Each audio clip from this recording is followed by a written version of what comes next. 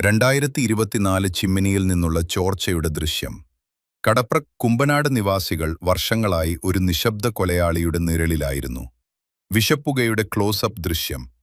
വീടുകളിൽ നിന്ന് വെറും 93 മീറ്റർ മാത്രം അകലെ 2012 മുതൽ ഈ ഹോട്ട് മിക്സ് പ്ലാന്റ് അന്തരീക്ഷത്തിലേക്ക് വിഷവാതകം വമിപ്പിക്കുകയായിരുന്നു.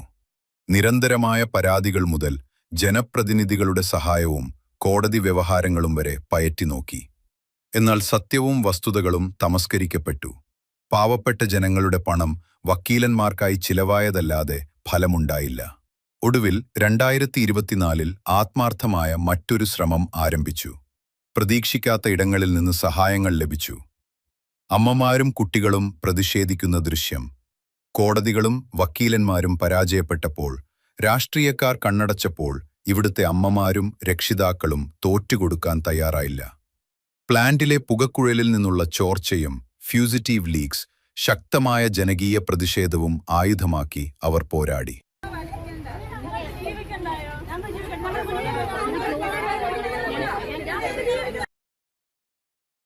പുകക്കുഴലിന്റെ വൈഡ് ഷോട്ട്. ഇത് വെറും പുകയല്ല, മാരകമായ വിഷാംശങ്ങളുടെ മിശ്രിതമാണ്.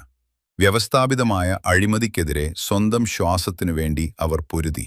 പോലീസും പ്രതിഷേധക്കാരുമായുള്ള സംഘർഷം.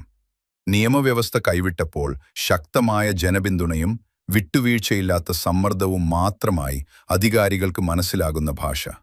ഞങ്ങൾക്ക് ജീവിക്കണം എന്ന മുറവിളി. അവരുടെ ആവശ്യം ലളിതമായിരുന്നു: ഞങ്ങൾക്ക് ജീവിക്കണം. 2024 സെപ്റ്റംബർ 11 ആ ജനകീയ സമ്മർദ്ദത്തിനു മുന്നിൽ അധികാരികൾക്ക് മുട്ടുമടക്കേണ്ടി വന്നു. പ്ലാന്റിലെ ചോർച്ചയുടെ വീഡിയോ സംപ്രേഷണം ചെയ്യുന്നു. മലിനീകരണ നിയന്ത്രണ ബോർഡിന്റെ നടപടി. ശക്തമായ പൊതുജന പരിശോധനകൾക്കൊടുവിൽ നിരന്തരമായ ഈ ചോർച്ചകൾ കാരണം പ്ലാന്റ് അടച്ചുപൂട്ടാൻ ഉത്തരവിട്ടു. തുടർന്ന് അതിന്റെ ലൈസൻസ് റദ്ദാക്കി. പ്ലാന്റ് പൊളിച്ചു മാറ്റുന്ന അവസാന ദൃശ്യം. ഈ കാണുന്നതാണ് ആ വിഷ പ്ലാന്റിന്റെ 12 വർഷത്തെ മാരകമായ വായു മലിനീകരണത്തിന് ശേഷം ഈ മണ്ണും മനുഷ്യരും ഒടുവിൽ ശ്വാസം വീണ്ടെടുക്കുന്നു. ജനകീയ കരുത്തിന്റെ വിജയം. ഈ അമ്മമാരും രക്ഷിതാക്കളും ഇവിടെ ചോദിക്കുന്നത് ആരുടെയും ഔദാര്യമല്ല, മറിച്ച് ഇന്ത്യൻ ഭരണഘടന ഓരോ പൗരനും ഉറപ്പു നൽകുന്ന മൗലികാവകാശങ്ങളാണ്. ഭരണഘടനയുടെ അനുച്ഛേദം 19(1) പ്രകാരം സമാധാനപരമായി ഒത്തുചേരാനും അനീതിക്കെതിരെ ശബ്ദമുയർത്താനുമുള്ള പൂർണ്ണമായ അവകാശം ഇവർക്കുണ്ട്. എന്നാൽ അതിലുപരിയായി ഇവർ ഇന്ന് തെരുവിലിറങ്ങിയിരിക്കുന്നത് അനുച്ഛേദം 21 ഉറപ്പു നൽകുന്ന ജീവിക്കാനുള്ള അവകാശം സംരക്ഷിക്കാനാണ്. അന്തസ്സോടെ ജീവിക്കാനും വിഷാംശമില്ലാത്ത ശുദ്ധവായു ശ്വസിക്കാനുമുള്ള അവകാശം, ഏതൊരു പൗരന്റെയും അടിസ്ഥാന അവകാശമാണ്. ഒരു മലിനീകരണ പ്ലാന്റിന് ലാഭമുണ്ടാക്കാൻ വേണ്ടി സ്വന്തം ജനതയുടെ ജീവൻ പണയം വെക്കാൻ സർക്കാരിനോ അധികാരികൾക്കോ അവകാശമില്ല. സ്വന്തം കുഞ്ഞുങ്ങളുടെ ശ്വാസകോശങ്ങളിൽ വെവപ്പുക നിറയുമ്പോൾ നിയമം നടപ്പിലാക്കേണ്ടവർ മൗനം പാലിക്കുന്നത് ഭരണഘടനയോടുള്ള വെല്ലുവിളിയാണ്.